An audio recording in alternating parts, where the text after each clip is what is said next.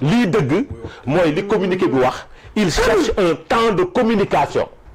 Est-ce que des députés qui sont des représentants du peuple war nañ mën a may l'occasion à Ousmane Sonko d'humilier notre république toroxal suñu république à travers l'hémicycle duñ ko nangu. Ils ne doivent pas l'accepter. Ils doivent être des républicains. Parce que l'occasion de la communication, Ousmane Sonko plateau bu mu waxee lay wut. Espace bu mu waxee lay wut. Il a besoin de communiquer. te saa yu waxee notation Sénégal wàcc suñu économie bi nërmeelu. suñu république bi ñu bafoué ko. est-ce que su nekkee député nga di nga toog di seetaan ñuy bafouer la république doo ko nangu. Pourquoi l'Assemblée nationale n'avait pas convoqué Ousmane Sonko il y a de cela 6 mois pour des questions d'actualité ou pour le gouvernement. Et pourquoi elle ne l'avait pas fait? Session bi mi ngi doog a ubbi non au mois d'octobre. Session baa ngi doog a ubbi. Pourquoi ils n'ont pas attendu 3 mois? Pourquoi ils n'ont pas attendu après le vote du budget pour convoquer l'Assemblée nationale par rapport aux questions d'actualité? Quelles sont les questions d'actualité présentement? lépp lu ñu war a wax ci budget bi la war a doon. Mais non, on parlera de politique. Est-ce que député yi de l'opposition war nañ mën a toog may Ousmane Sonko panel boo xamante ni dafay saax-saaxe suñu république bi? Ils ne doivent pas l'accepter. Est-ce que war nañ may occasion Ousmane Sonko mu toog di bañ nu mu koy wax di bañ baraje suñuy institution? Non, duñ ko def. Ils ne doivent pas le faire. Parler au peuple. Oui. C'est pas seulement à l'hémicycle. Les questions yi nit ñi am, Ousmane Sonko ne va pas les répondre. Il va poser des actes. Maintenant, doo toog parce que du biir Assemblée nationale lay toog naan yow soo waroon wax yow te jël député joxor mi ko ne ko yow waroo wax. Il cherche à humilier les gens, il cherche à humilier les députés à l'Assemblée nationale. Man dama jàpp ni les députés de l'opposition, ils ont eu raison, pour moi, de boycotter cette séance ki nga xam ne waru ko woon doon l'Assemblée. Heure bi Ousmane Sonko waroon dem Assemblée nationale weesu na ko. Parce que selon les textes, chaque 3 mois, au moins un jour war na ci toog biir Assemblée nationale. yow nga démarrer session bi au mois d'octobre, nous sommes au mois de novembre. Pourquoi se presser? Pourquoi ne pas attendre le 28 décembre? nga xam ni dinañ voter budget bi ba pare. débat yi jàll ñu ñëw laaj la nag yow en tant que premier ministre fan yan orientation nga ciy joxe. C'était le meilleur format. Pourquoi ba ñuy def loi de finances rectificative yi coow yi ci amoon lu tax le premier ministre n'est pas venu expliquer avant la fermeture de la session? Pourquoi? Mais pourquoi le 28? Est-ce que da ngay toog ci 28 nga bokk ci république xam ni kii le 8 fee la toog saax-saaxe suñuy institution manque de respect à nos institutions nga ñëw war a toog ci biir Assemblée nationale mu continuer de manquer de respect, c'est-à-dire salir l'institution qui est l'Assemblée nationale? L'accepter, c'est bafouer la République sénégalaise. Man li ma jàpp mooy le boycott c'est une très bonne chose. li ma jàpp mooy waa Pastef fi ngay waxee nag ne qu'il détient la majorité yaa ngi juum. Assemblée nationale le 20 suba. Tu entendras d'autres discours. Non, que c'est sûr moom dina am. Tu entendras d'autres discours. ndax amatul majorité foofu.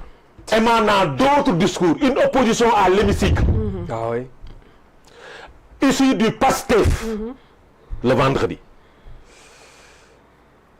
Cassure dina fa am parce que waa ji dina bëgg ñàkkal fayda suñu institution yi. ay député taxaw.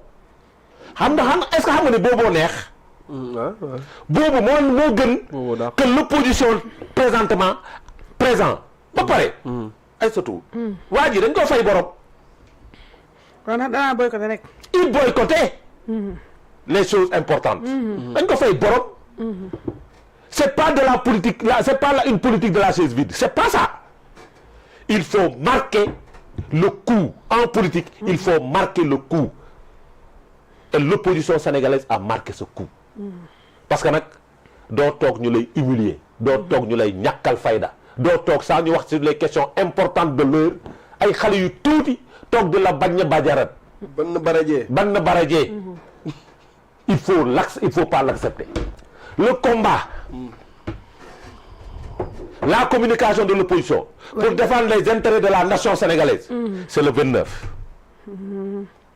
En séance plénière, parce que plénière yi ci lay démarrer. ci lay commencer nag parler du budget. waxtaan ci les choses qui intéressent la nation sénégalaise, qui intéressent la population sénégalaise. C'est le 29 lay démarrer. mais affaire enfantillage yi nañ ma baal ci kàddu yi affaire enfantillage yi ñu war a def suba au niveau de l'hémicycle. waa Pastef parmi eux dina am ñu ko régler. et su boobaa fa lay neexee nag.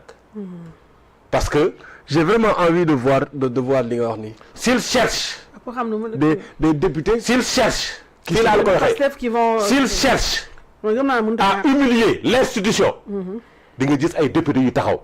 l'autorité alpha chef suprême bi di nga gis ay tëkk yu taxaw delloo ko ci àndam.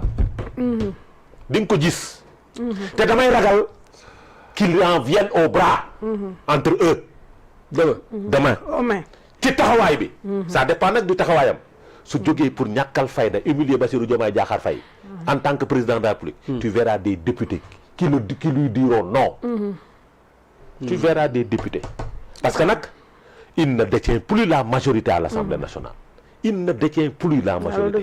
te il l'a dit c'est pas la première fois keroog dafa ne. théoriquement. waaw théoriquement oui. concept boobu lay utiliser. théoriquement mooy wóoru ko woon. léegi am na certitude bi xam nga tax. député yi dañoo leb ba dugg boîte vocale. fees dell. ba dañoo leb ba fees.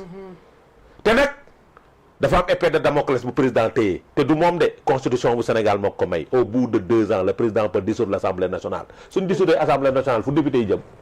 torox rek. avec leur banque. fu député yi jëm.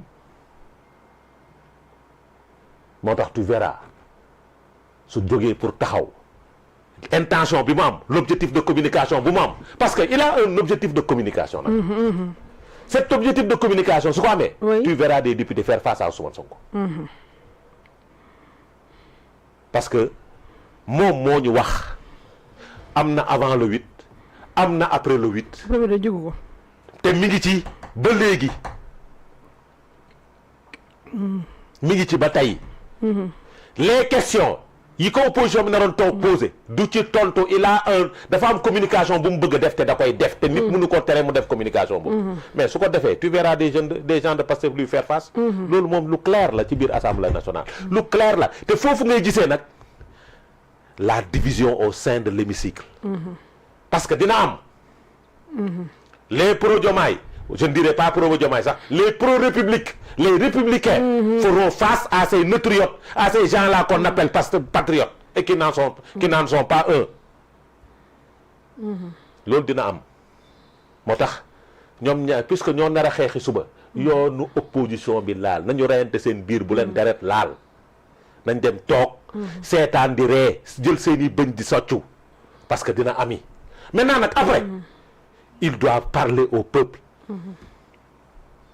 Et ils auront l'occasion de parler au peuple. Ces députés de l'opposition, ils auront l'occasion de parler au peuple. Parce que nag benn instant c'est de la responsabilité. fii nga toog Ousmane Sonko taxaw di wax di xas Anta Babacar Ngom. waaw ça c'est le comportement d'un premier ministre. fii nga gis Ousmane Sonko taxaw di xas Abdou Karim Sall. ça c'est le comportement d'un premier ministre. di dàggasante ci biir Assemblée nationale la ñu ne ñun dañuy effacer. ça c'est le comportement d'un premier ministre. sur des questions d'actualité. tu règles des problèmes.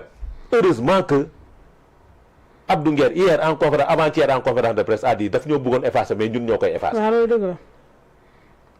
tey bii contre son camp. te heureusement nag que suba lay doon. dina wax ba dugal ay bal. foofu mooy sa perte.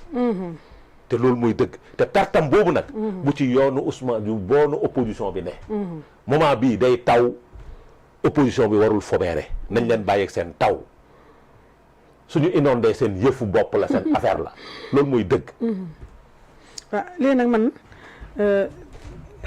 un mot la laa ci wax may